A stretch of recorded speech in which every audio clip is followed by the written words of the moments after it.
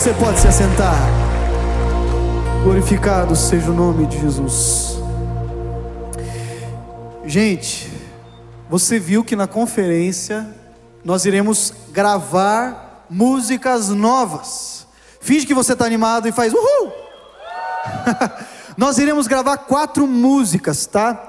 4 músicas, uma delas é Afeições ao Rei. Eu vou explicar um pouquinho o que é essa coisa de afeições hoje, um pouco, né? Vou tentar explicar isso. Mas eu quero ver se a gente consegue colocar um QR Code aqui no telão central ou ali. Pega teu celular agora e você vai escanear esse QR Code. Você vai apontar sua câmera para ali. Fica um pouquinho assim, tá? Para todo mundo conseguir pegar. Por quê?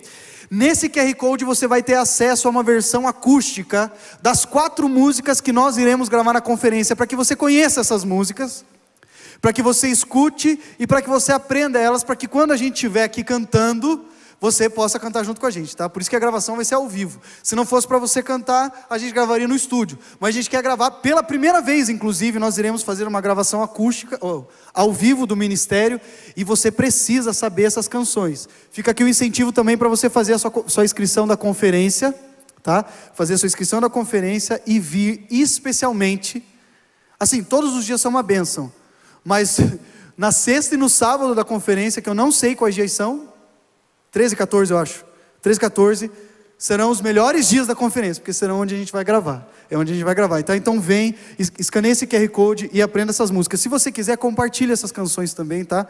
Para que a gente possa aprender juntos. Abra sua Bíblia em Salmos 37,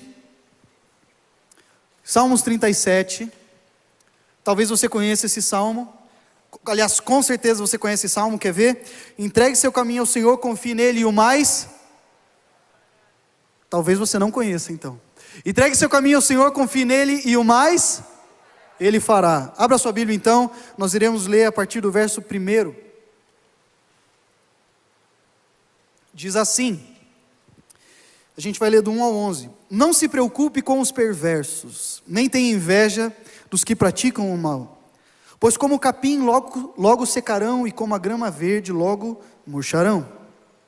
Confie no Senhor e faça o bem, e você viverá seguro na terra e prosperará. Busque no Senhor a sua alegria, e Ele lhe dará os desejos de seu coração. Entregue seu caminho ao Senhor, confie nele, e Ele o ajudará, e o mais Ele fará. Tornará a sua inocência radiante como o amanhecer, e a justiça de sua causa como o sol do meio-dia. Aquiete-se na presença do Senhor e espere nele com paciência. Não se preocupe com o perverso que prospera, nem se aborreça com os planos maldosos. Deixe a ira de lado, não se enfureça, não perca a calma, isso só lhe trará prejuízo. Pois os perversos serão destruídos, mas os que confiam no Senhor possuirão a terra. Em breve o perverso desaparecerá, e ainda que o procure não o encontrará. Os humildes possuirão a terra e viverão em paz e prosperidade. Vamos orar mais uma vez. Senhor, essa é a tua palavra. Nós honramos a palavra que o Senhor deixou para nós, porque essa palavra manifesta os teus estatutos, manifesta o teu caráter, manifesta o que o Senhor espera de nós. E eu venho pedir que nessa tarde o Senhor realmente fale ao nosso coração e que a gente saia daqui diferente. Jesus, eu estou completamente submisso à tua vontade aqui, então toma esse sermão para a tua honra e para a tua glória, em teu nome que eu oro, amém e amém. Esse é um dos salmos mais conhecidos da palavra de Deus, é um dos 150 salmos, é um dos mais conhecidos. Só que esse salmo tem uma coisa interessante, se você olhar, na tua Bíblia deve estar assim, 2 versículos, 1 espaço, 2 versículos, 1 espaço, 2 versículos, 1 espaço. Por quê? Porque esse salmo ele é uma poesia hebraica, e no original, cada um desses versos começa com uma letra hebraica, como se fosse A, B, C, D, E, e Davi fez esse salmo, pensou nele para que ficasse de uma forma poética. Então ele colocou muitas coisas, muitos ensinamentos nesse salmo e transformou ele em poesia. Eu acho que esse salmo, com certeza, foi um salmo muito meditado por Salomão. E provavelmente Davi ensinou muito para Salomão tudo que está escrito nesse salmo. Por quê? Porque se você olhar esse salmo e olhar os ensinamentos de Provérbios, você vai ter exatamente as mesmas frases em vários dos versículos de Provérbios. Então, essa é uma poesia de um ensinamento. E é algo muito interessante que Davi está ensinando nesse salmo. Ele vai dizer assim, olha, Os que não dependem de Deus, eles estão prosperando. Os que não confiam em Deus, eles estão obtendo riquezas. A vida, para aqueles que não confiam em Deus, está dando certo. Mas se você que confia em Deus continuar olhando para o sucesso dele e invejando o sucesso dele, quem vai começar a não confiar em Deus será você. Ele vai dar um conselho entre os ímpios e os crentes. Ele vai dar um conselho entre aqueles que confiam em Deus e os que não confiam em Deus. Porque o que estava acontecendo? O povo, aquele povo que continha a palavra, que continha a lei, que continha os sacrifícios, que continha o tabernáculo de Davi, ainda não era o templo, mas continha o tabernáculo de Davi, olhava os outros povos prosperando e falava: alguma coisa está errada. Porque olha eles, não vale a pena servir a Deus, não vale a pena servir ao Senhor, uma vez que eu estou em busca de uma felicidade. Eu estou em busca de me dar bem na vida, eu estou em busca de ter paz, eu estou em busca de ter tranquilidade, eu estou em busca de ter prosperidade, e de repente eu começo a servir um Deus, mas quem prospera é o que não serve esse Deus? Então Davi, ele vai começar a dizer: toma cuidado, não inveje os perversos, não inveje. Por quê? Porque a felicidade deles durará um pouco só de tempo, mas a sua felicidade será eterna. E apesar desse salmo, ele falar especificamente sobre isso, sobre a diferença entre o perverso e o crente. Quando eu digo perverso, quando eu quero dizer o ímpio, eu estou dizendo aqueles que não creem em Deus, porque a Bíblia chama dessa forma, tá? Da mesma forma que quando eu falar crentes, são crentes em Cristo Jesus. Todos nós cremos em alguma coisa, não necessariamente cremos em Jesus, né? Talvez você veja aqui e você ainda diga assim: olha, eu não sei se eu creio em Jesus. Mas o que eu estou dizendo aqui, quando eu falo crente, é especificamente crentes em Jesus Cristo. E lendo esse salmo, eu identifiquei realmente que ele está falando entre o ímpio e o crente. O crente não deve invejar o ímpio. Porém, eu quero extrair algumas coisas um pouco mais profundas desse salmo. Esse salmo, ele vai falar sobre felicidade. Esse salmo, ele vai falar sobre a felicidade que nós estamos buscando. Esse salmo, ele vai trazer para nós sugestões, dicas, vou assim dizer, uma doutrina mesmo, para como nós deveremos buscar a nossa felicidade. É por isso que o título desse sermão, se você está anotando, e eu não consegui mandar tempo deles fazerem arte, é Deleite-se no Senhor. Hoje eu quero falar um pouco com você sobre o deleite que há em Deus. Existem duas felicidades aqui. Existem duas alegrias aqui. Davi não está anulando a alegria daqueles que não confiam em Deus. Davi também não está falando que eles não são alegres, que eles não estão felizes, que eles não estão curtindo a vida, que eles não estão prosperando. Mas Davi, ele faz um paralelo entre a alegria desses que não creem em Deus e a alegria desses que creem em Deus. Nós somos o povo da felicidade, você crê nisso? Jesus, ele morreu por nós. Jesus, foi profetizado sobre ele em Isaías capítulo 9, que ele seria chamado maravilhoso conselheiro, Deus forte, Pai da eternidade e príncipe da paz. A palavra de Deus vai dizer em vários lugares, inclusive em Filipenses capítulo 4, alegrem-se no Senhor. Eu repito, alegrem-se no Senhor.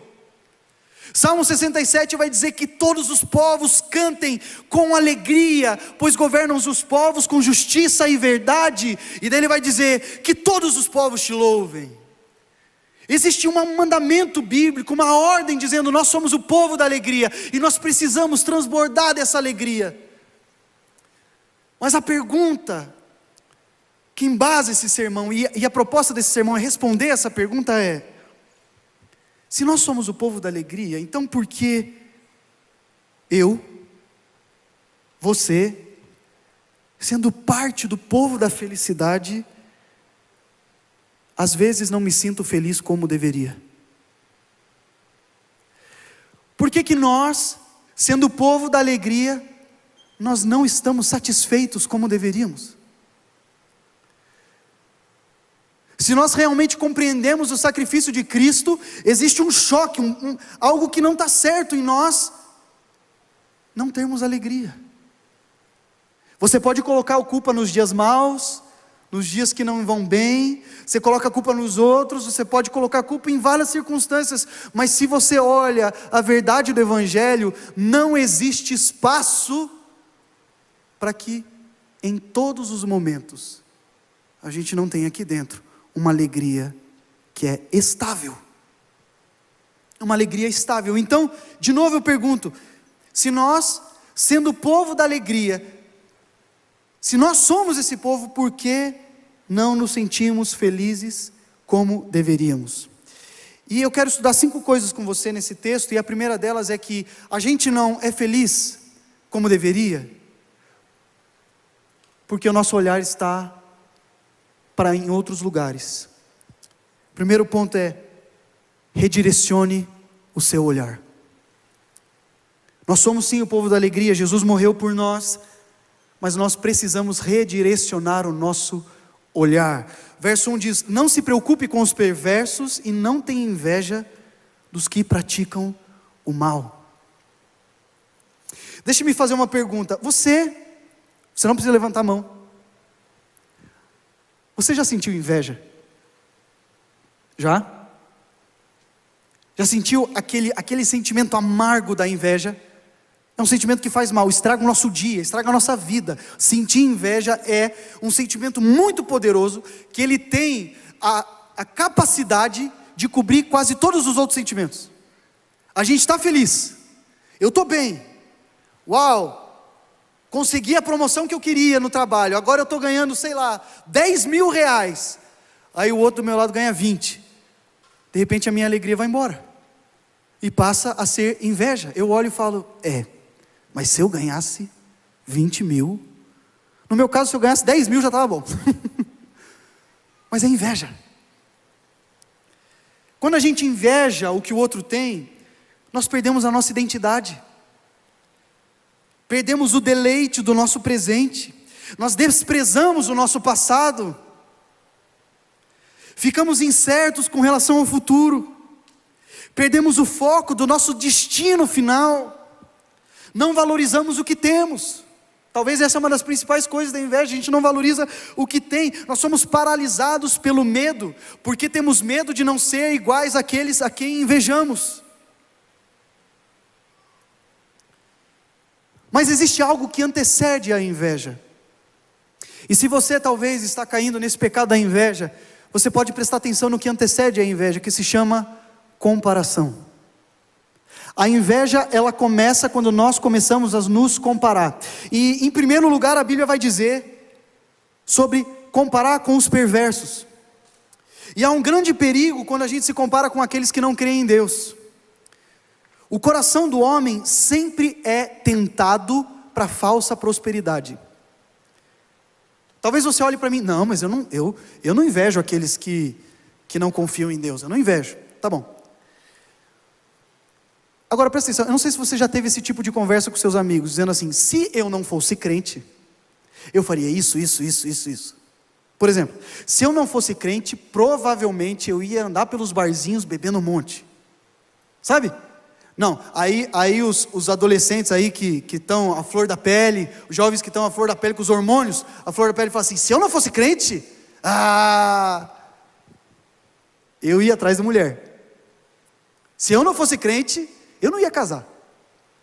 Eu ia ficar buscando prazer em outras coisas. Só que sabe o que é interessante? Você fala assim, pois é. Só que de repente, quando você vê, você começa a se empolgar com isso. Você começa a falar, se eu não fosse crente, seria isso. Só que na verdade o que você está falando é externalizando todos os desejos que você tem, e que se não fosse por Jesus, você estaria correndo atrás desses desejos. É basicamente você dizendo assim, você tem uma percepção tão forte com relação àquilo que você gostaria de fazer agora, que você fala assim, se não fosse por Jesus, eu faria isso, aquilo. Como se existisse mais diversidade de prazeres fora do amor de Deus do que dentro do amor de Deus. E de repente nós começamos a olhar para aqueles que não vivem a vida conforme Cristo, viveu conforme Cristo ensinou, e a gente começa a dizer, eu sou crente, mas assim, está tudo bem, eu sou uma boa pessoa.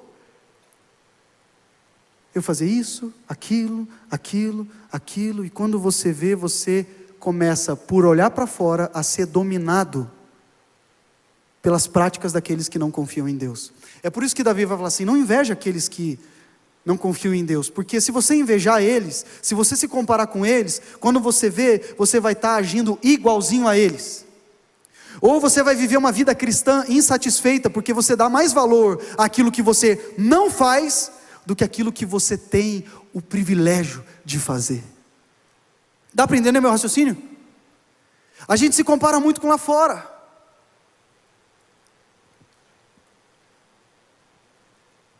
Cristo tem uma diversidade infinita, uma fonte inesgotável de prazer, nós é que não sabemos buscar. Nós é que não sabemos buscar. Sabe, existem alguns versículos da Bíblia que fizeram um contexto para essa frase, mas talvez você tenha ouvido falar assim, eles podem, Timóteo, você não. Quem aqui já escutou isso? Eles podem, Timóteo, você não. Não está na Bíblia isso. Eu acho que foi o Marcos Telles que falou isso, eu não sei se foi o Marcos Telles que falou isso, naquele amado Timóteo. Mas, ele está embasando isso em 2 Timóteo capítulo 3. E que ele vai dizer, Paulo vai dizer assim, nos últimos dias, as pessoas buscarão os seus próprios prazeres, disfarçados de religiosidade, por fora são religiosos, mas buscam aquilo que desejam, buscam aquilo que satisfaz a própria carne, e vai dizer assim, homens irão procurar mulheres vulneráveis, em contrapartida, essas mulheres vulneráveis estarão buscando homens, que possam dar segurança, que possam dar qualquer tipo de ensinamento, isso está em 2 Timóteo capítulo 3, e então irão se relacionar desagradando a Deus, mas por fora, são crentes, e Paulo vai começar a dizer um monte de coisa que aos nossos olhos são prazerosas, amor ao dinheiro, ter dinheiro, fama, poder, sexo, mas daí ele diz, mas quanto a você, Timóteo, permaneça firme na doutrina que lhe foi ensinada. Quando a gente olha para as questões do mundo, eles podem, você não. Só que não há algo pejorativo nesse você não. Eu estava falando com a Bianca sobre isso, porque muitas vezes eu já me peguei nessa de tipo, se eu não fosse crente, e vou até mais tranquilo, se eu não fosse pastor, se eu não fosse da igreja. Tem uma vez que eu estava louco assim, aliás, a gente estava fazendo uma viagem, eu estava em Orlando, aí a Bianca, eu comecei assim, porque está acontecendo isso, comecei a reclamar dela, falou assim, já pensou se alguém da PIB escuta isso que você está falando? Daí eu falei assim, por quê? Daí ela, se alguém escuta isso, vai achar que você está, sei lá, querendo sair do ministério. Daí eu falei, não tem ninguém aqui. Tinha. Aí levantou, duas mesas assim, desculpa, você é da PIB Curitiba? Aí a Bianca, eu falei sim. Ele, então é que eu moro aqui. Enfim, por que eu estou falando isso? Porque eu já desejei isso, inconscientemente falando, se eu não fosse pastor eu faria isso, aquilo, outro. Mas eu conversando com a Bianca, eu quero recondicionar o meu pensamento. Em vez de falar, se eu não fosse crente, eu estaria num barzinho bebendo, eu vou falar, graças a Deus porque eu sou crente, porque senão eu estaria num barzinho bebendo. Graças a Deus que Jesus Cristo me resgatou, porque senão eu estaria perdido em um mundo de sexo. Graças a Deus Jesus Cristo me resgatou, senão eu estaria lá fora, pensando que eu estaria eternamente feliz, mas a minha felicidade seria passageira. Então, eu não vou mais falar, se eu não fosse crente eu faria isso, justamente porque eu sou crente que eu não faço essas coisas. Há prazer nisso. Quem deseja a felicidade do ímpio, presta atenção nisso, quem deseja a felicidade daquele que não crê em Deus, deseja algo que Deus nunca prometeu. Quem deseja a felicidade do ímpio, deseja algo que desagrada a Deus. Por quê? Porque não tem fonte primária o deleite no Senhor. E a segunda coisa da comparação que é muito complicada é quando a gente se compara um com o outro. Agora vamos falar de se comparar com crentes. A palavra de Deus diz em Romanos capítulo 8 que o Senhor concedeu diferentes dons às pessoas. As pessoas, elas são como partes diferentes do mesmo corpo. Ou seja, na perspectiva do reino de Deus não existe espaço para comparação. Eu não posso me comparar a você, você não pode se comparar a mim. Por quê? Porque nós somos diferentes. Mas toda vez que eu começo a me comparar com você, de repente a mão de Deus sobre a minha vida, parece que Deus é menos bom para mim do que é para você. Muitos de nós aqui olhamos para pastor Lucas, pastor Michel, pastor Adalardo, e vê eles compartilhando experiência com Deus, e de repente fala assim, eu acho que Deus ama mais esse cara do que me ama, porque eu tento fazer essas coisas com ele, e de repente você começa a se comparar, e você perde o foco, aquilo que Deus confiou só a você. É como se aqueles que têm o dom de pregar, e aqueles que têm a vocação de ministrar louvor, começassem a se comparar. E o pregador fala, eu não canto. E o dirigente de louvor ficasse, eu não prego. Faz sentido? Não. Por quê? Porque são coisas diferentes. Deus te deu algo singular. Se você ficar olhando para mim, querendo se comparar com a minha vida, e se eu ficar olhando para você, querendo se comparar com a sua vida, nós iremos perder o foco daquilo que Deus nos deu. Eu preciso acelerar aqui, senão eu ia falar a diferença entre comparação e referencial. Mas só para pincelar, sim, nós devemos ter referenciais, mas você consegue discernir da seguinte maneira: você olha para uma pessoa, essa pessoa parece que faz você se sentir menos, e você perde de enxergar a bênção, o amor, a graça de Deus sobre a sua vida. Ou quando você olha para essa pessoa, parece que desperta em você uma vontade de querer ser mais parecido com Jesus. Essa é a diferença entre comparação e admiração, referencial. Mas o que Davi está ensinando aqui é cuidado com a inveja, cuidado com a comparação, porque você vai achar que você não é feliz, simplesmente porque você não vai conseguir mais ver o que Jesus, o que Deus está fazendo na sua vida. No ministério isso é complicado, sabia? Porque o ministério, ele faz uma coisa, ele coloca você em exposição. Para quem lidera a célula sabe disso. E de repente, pode parecer que tem a ver com a sua performance. Quanto melhor eu sou, mais as pessoas serão tocadas. Aí quando você começa a pensar dessa forma, você olha uma pessoa sendo usada por Deus de maneira extraordinária, e sabe o que você pensa? Eu queria ser usado dessa forma. Por que Deus não me usa? De repente você começa a replicar, sendo que Deus entregou coisas para você, e somente para você. Vamos abrir mão da inveja, gente. Vamos abrir mão da comparação. E essa é uma das principais mensagens desse salmo, presta atenção nisso. O perigo de olhar para a vida do outro, desejar o que o outro tem e perder a confiança e a alegria no Senhor. Talvez você esteja fazendo a pergunta, eu creio em Jesus, por que eu não sou feliz? Porque você está olhando para o lado, porque você está se comparando, porque existe inveja no nosso coração, nós somos caídos mesmo, podres mesmo, e a gente precisa lutar contra isso. A segunda coisa que eu aprendo com esse texto é, reflita aonde está a sua confiança. Nós seremos mais felizes se nós começarmos a refletir mais sobre quem está a nossa confiança. Versículo 3, confie no Senhor e faça o bem, e você viverá seguro e prosperará. Eu vou começar esse ponto fazendo mais uma pergunta. Você se considera uma pessoa que realmente confia em Deus? Se eu fosse te chamar aqui, vem aqui, pega o microfone, não, tô brincando, tá? Mas vem aqui, pega o microfone, e dá um testemunho e mostre o quanto você confia em Deus. Você ia conseguir. Será que se eu te perguntasse agora, você está tranquilo com relação aos seus problemas? Você confia em Deus? Eu vou ser sincero que às vezes eu tenho dificuldade. Eu tenho dificuldade.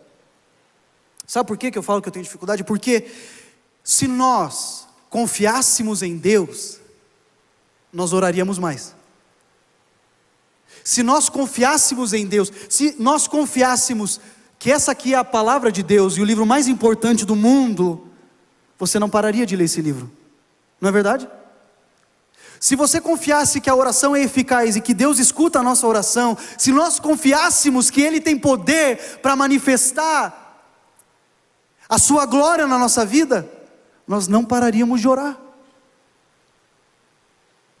Se nós confiássemos em Deus, não iria existir espaço para ansiedade. Eu sei que existem questões químicas, mas a maioria de nós não andaríamos ansiosos, porque a Bíblia apresenta que a ansiedade é sim falta de confiança em Deus. Falta de confiança em Deus. Tanto que Jesus fala assim: por que vocês andam tão ansiosos? Você não pode nem acrescentar um dia na sua vida. É Deus que comanda a sua vida, cara. Por que você está ansioso? Se nós confiássemos em Deus, nós não viveríamos do jeito que a gente vive. Mas aqui nesse versículo tem algo interessante. Ele fala assim: confie em Deus. Aí você pode falar: confie em Deus. Você já viu aquela frase de caminhão? Nós confiamos em Deus. Tá bom, nós confiamos, amém? Mas o que Davi fala logo em seguida? E faça o bem. Confie em Deus e coloque em prática essa confiança. Confie em Deus e se coloque na brecha. Confie em Deus e continue caminhando. Confie em Deus e continue uma vida ativa. Confie em Deus e demonstre a sua confiança em Deus. Se você confia em Deus, faça o que Ele faria. Se você confia em Deus, ande como Jesus andou. Se você confia em Deus, dependa do Espírito Santo com relação ao seu discernimento, os seus pensamentos. Confie em Deus. Não, mas eu confio. Tá, então vamos lá. Nós confiamos em Deus. A pessoa pode falar: sim, eu confio em Deus, mas eu não dou o dízimo porque pode fazer falta. Não, eu confio em Deus, mas eu só nego o imposto na minha empresa, senão não tem como fechar as contas, né? Eu confio em Deus, mas essa coisa de se guardar para o casamento, porque se guardando para o casamento a gente vai poder desfrutar de algo maravilhoso. Fala sério, eu já escutei: Luiz, como eu vou saber se eu quero passar a minha vida inteira com essa pessoa, se eu não dormir com ela antes? Vai ver, eu não gosto, é ruim de cama, sei lá. Eu já escutei isso, e o problema é que eu dei risada no atendimento. Fiquei: rapaz, coisa esquisita. Mas você não confia em Deus? Então por que a gente não obedece? Confie, mas faça o bem. E sabe, gente, confiança, presta atenção nisso aqui. Confiança não é sinônimo de otimismo. Confiar em Deus não é ser otimista. Não, está tudo ruim, mas vai melhorar. Não. Às vezes está tudo ruim e vai piorar. Mas eu continuo confiando em Deus. Eu continuo confiando nas suas promessas. Por exemplo, aqueles países perseguidos, aquela igreja confia em Deus, mesmo que muitos ainda irão morrer pela causa de Cristo. Ou seja, as coisas vão piorar. Para muitos de nós, existe uma perda que você não espera que vai acontecer. Essa é a vida, gente. As coisas podem ser que pior. Não é ter uma visão otimista da vida, é uma visão confiante da vida, confiante em Deus. Eu gosto muito do que um comentarista diz, William MacDonald, né? Para quem está com fome, William MacDonald diz assim: a confiança em questão não é sinônimo de otimismo jovial, uma coisa infantil de vai dar tudo certo, e infundado, nem de expectativas de que tudo acabará bem. Antes, consiste na esperança profunda e inabalável no Deus que prometeu castigar os ímpios e recompensar os justos. O que é isso? Coisa estranha, castigar os ímpios e recompensar os justos. A minha vida pode até acabar de uma maneira trágica, como foi com absolutamente todos os apóstolos, menos com João. Mas a minha confiança está naquilo que Romanos capítulo 8 vai dizer: o sofrimento dessa vida em nada se compara com a glória futura revelada em Cristo Jesus. Essa é a minha confiança. A confiança de que Ele vai retornar e vai estabelecer todas as coisas no seu domínio, no seu governo, na sua vontade, na plenitude das coisas. Ele vai restaurar o jardim que fora perdido. Essa é a minha confiança. A confiança de que eu tenho um Deus que me ama, a confiança de que eu nunca estou sozinho, a confiança de que eu sou adotado, a confiança de que Ele luta por mim, mesmo que os dias não sejam bons. E a confiança precede a alegria.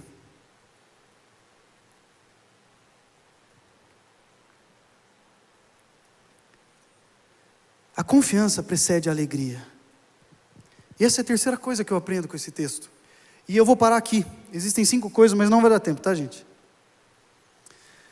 Mas diz assim, verso 4: busque no Senhor a sua alegria, e Ele lhe dará os desejos do seu coração. Vou repetir: busque no Senhor a sua alegria, e Ele lhe dará os desejos do seu coração.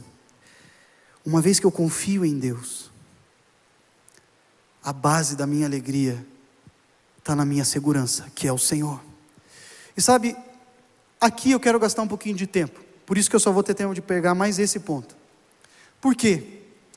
Porque é uma ordem bíblica, como eu comecei esse sermão dizendo: alegre-se no Senhor, deleite-se no Senhor. Um crente em Cristo Jesus precisa encontrar o seu prazer no Senhor, a sua alegria no Senhor. É quase como se fosse assim: puxa vida, eu preciso de mais alegria no meu coração, então eu vou buscar ao Senhor.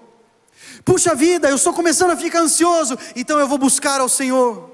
Foi tão interessante, esse domingo os finais de semana estão sendo puxados em janeiro, porque vários entram de férias, daí alguns ficam ralando e fazendo os cultos e ministrando e tal. E no domingo eu estava aflito, eu estava cansado, e eu ia ministrar os 2 cultos da noite, e eu comecei, nossa, eu não sei, estou esquisito. E tem dias que você não quer aparecer para ninguém. Sabe, tem dias que você quer ficar sozinho. Você tem esses dias? Você quer ficar sozinho? Você não quer aparecer para ninguém. Agora imagina esses dias, quando você precisa aparecer para milhares de pessoas. Horrível. E eu comecei a ficar mal. Eu falei: quer saber? Eu vou colocar em prática aquilo que eu prego. Mesmo sem vontade, eu fui lá, fechei a porta do meu quarto e eu li Filipenses inteiro. Por que Filipenses? Porque Filipenses é a carta da alegria. E eu preciso de alegria. E diferente, quando a gente está com fome, um pão de queijo já basta? Não. Quando você está com fome, pouquinha comida basta? Não. Quando você está com fome, é muita comida que você tem que comer. Tem que se saciar. É a mesma coisa com a palavra de Deus. Você está com fome, não lê o versículo 2 e fala: não, é porque se eu ler mais, eu não vou meditar com qualidade. Leia a Bíblia. Eu li o livro inteiro e algo sobrenatural aconteceu. Eu saí para ministrar radiante, porque eu tive um encontro com a fonte de toda alegria. Busque no Senhor a sua alegria. Mas sabe, existe algo muito complicado que talvez você se pergunte: Luiz, mas os crentes falam que a felicidade verdadeira, a alegria verdadeira só estão em Cristo Jesus, e que aqueles que não conhecem Cristo Jesus não podem ser felizes verdadeiramente. Você já afirmou isso? Você já viu alguém falando isso? Não é? A gente fala: não, aquela pessoa, ela está feliz, mas aposto que quando ela deita a cabeça no travesseiro, ela sente um vazio do tamanho de Deus, sabe? Bom, isso é em parte correto, em parte, mas existe sim uma alegria lá fora também, e é sobre isso que Davi está dizendo.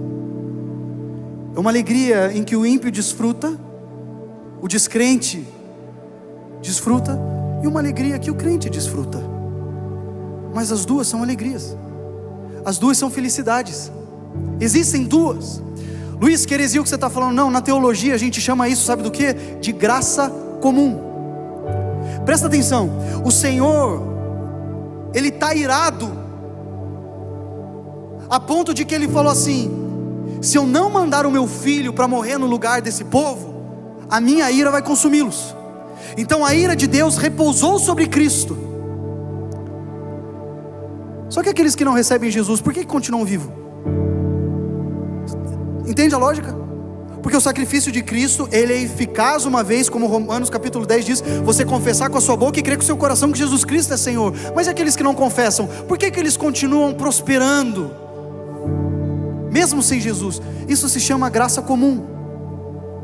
Existe uma graça que Deus sustenta todas as coisas. Deus continua sustentando esse mundo. Deus não está fora, tipo o demiurgo que criou as coisas e foi embora. Não, Ele continua sustentando todas as coisas e demonstrando o seu amor por aqueles que ainda não creem nele. Isso é graça comum. E nessa graça comum, sim, existe uma certa felicidade. Existe sim. Você vê a pessoa no barzinho dando risada com seus amigos. Nós como crentes não podemos ser legalistas dizendo: é uma felicidade mentirosa, porque só é feliz aquele que crê em Jesus. Vai dizer isso para ela, ela vai falar: cara, você está louco? Estou super bem aqui. Aqueles que são honestos, pessoas boas, que têm família bonita, que têm emprego, que têm sustento, que os filhos estão na faculdade, aquela família margarina, sei lá se existe, mas aquela família, mas ainda não existe Jesus para eles. Vocês acham que eles estão infelizes? Não, porque essa é a graça comum. Existe uma porção de felicidade. Mas a diferença, e aqui que está a chave, a diferença entre a felicidade do ímpio e a felicidade do crente em Jesus, está que a felicidade do ímpio, ela tem prazo de validade. Não está dizendo que ela não é verdadeira, está dizendo que tem prazo de validade. Mas a felicidade daquele que crê em Cristo Jesus é eterna. É uma felicidade para todo sempre. A felicidade do mundo, presta atenção nisso aqui, a felicidade do mundo depende de desempenho. A felicidade do mundo nasce de conquistas, resultados, reconhecimento, imagem, méritos. Mas a felicidade do crente, ela tem como mérito, ela tem como graça Jesus Cristo. Enquanto o mundo, ele te dá felicidade por mérito, nós recebemos felicidade por graça. Deixa eu te dizer uma coisa: você não merece ser feliz. Eu não mereço ser feliz. E aqui que está algo extraordinário a respeito do Evangelho.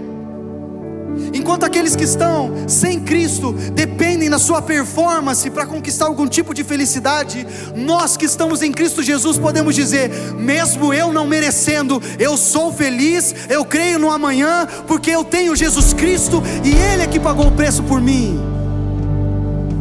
Não existe performance para a nossa felicidade. Você não precisa ser mais, não precisa ser menos, você não precisa ser melhor. Presta atenção, existe plenitude de felicidade para nós, porque Cristo morreu por nós. Então você não precisa, para ser feliz, de novas conquistas. Você não precisa ser mais poderoso, você não precisa ser mais famoso. O que você precisa, o que eu preciso é reconhecer: Cristo, a tua graça me basta.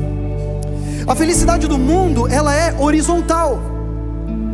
Ela vem de circunstâncias, estabilidade, dinheiro, relacionamentos, vantagens. Mas a felicidade de Cristo, aqueles que estão em Cristo Jesus, ela é vertical. Deixa eu te fazer uma pergunta. Quero que você preste atenção nessa pergunta. Estou fazendo muita pergunta aqui. A sua alegria, olha isso aqui, para você saber se sua alegria está em Deus ou não. Pergunta simples. A sua alegria em Deus dita como você vive esse mundo, ou o jeito que você está vivendo esse mundo, as circunstâncias, dita a sua alegria diante de Deus? Eu vou repetir: o seu relacionamento com Deus te deixa feliz, pleno, satisfeito, maravilhado, a ponto de que esse mundo, sim, ele existem coisas ruins, mas eu continuo feliz porque eu creio em Deus? Ou as circunstâncias desse mundo estão me abalando tanto que eu olho para Deus e eu não consigo sentir alegria? Porque isso aqui mostra a fonte da nossa alegria. A nossa alegria, ela não é horizontal, ela é vertical, ela vem de Cristo para nós.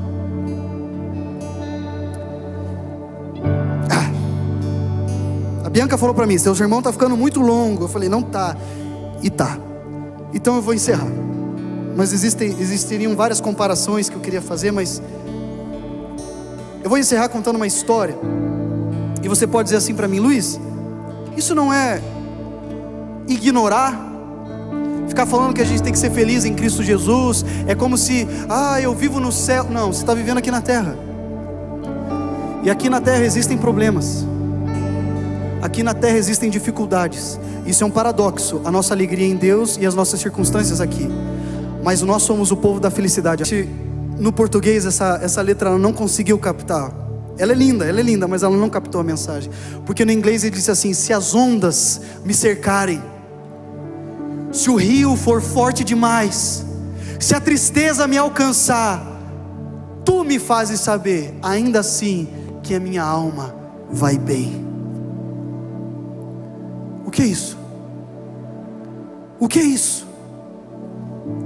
Salmos 84 vão dizer que aqueles que creem no Senhor, aqueles que habitam no lugar do Senhor, quando passarem pelo vale do choro, terão alegria.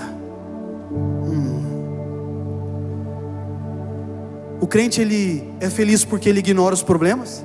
Não. O crente é feliz porque tudo vai bem com ele? Não. O crente é feliz porque ele prospera na realidade desse mundo? Não. Davi está dizendo: não olha para o ímpio, a prosperidade dele não é a sua prosperidade, a sua prosperidade é receber por toda a eternidade um reino inabalável, uma filiação em Deus. Deus não veio só te salvar da condenação, Deus ele veio te dar uma herança eterna. E a gente pode cantar que nem o compositor: por mais que as tribulações me alcancem, eu sou feliz, porque tudo vai bem com a minha alma, que está segura no meu Deus.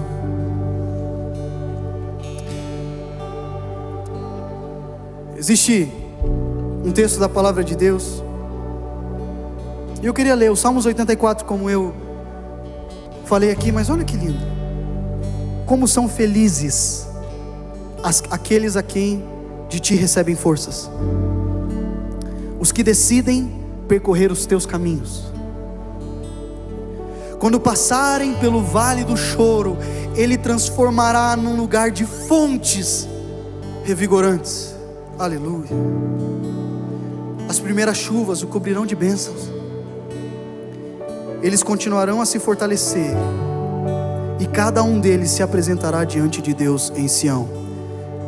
Por que esse verso é importante? Porque quando passar pelo vale do choro, Deus vai ressignificar isso em fontes revigorantes, e eles lembrarão que irão ver o Senhor na nova Jerusalém. Nós podemos ser o povo da alegria, mas nós precisamos parar de olhar para fora e começar a olhar para o autor e consumador da nossa fé, Jesus Cristo. Ele é a fonte do nosso deleite.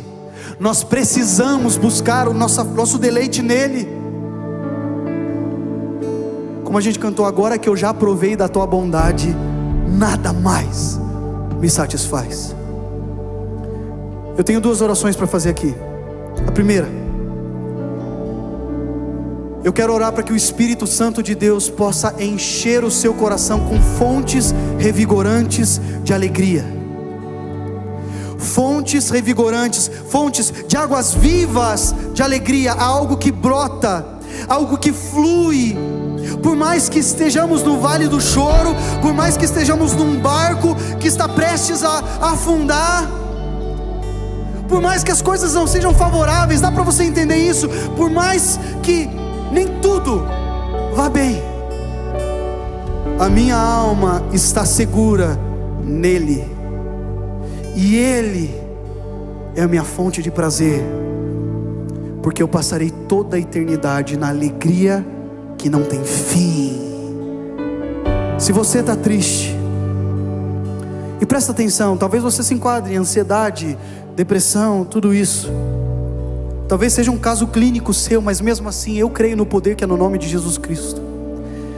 E você precisa dizer: Senhor, me perdoa porque eu tenho olhado para tantos lugares e eu esqueci de olhar para Ti, eu esqueci de olhar para o Senhor. Eu tenho olhado para os meus colegas, eu tenho olhado para aqueles que estão fora, e de repente me vêm dúvidas. Mas essa tarde, eu quero voltar a olhar para Ti, para o Senhor, para que flua em mim o rio que em primeiro lugar flui do Teu trono. Apocalipse capítulo 5.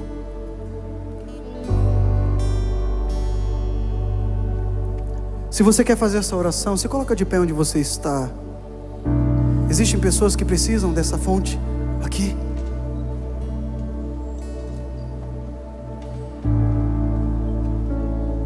João capítulo 13 ou 14, eu não me recordo agora, vai dizer assim: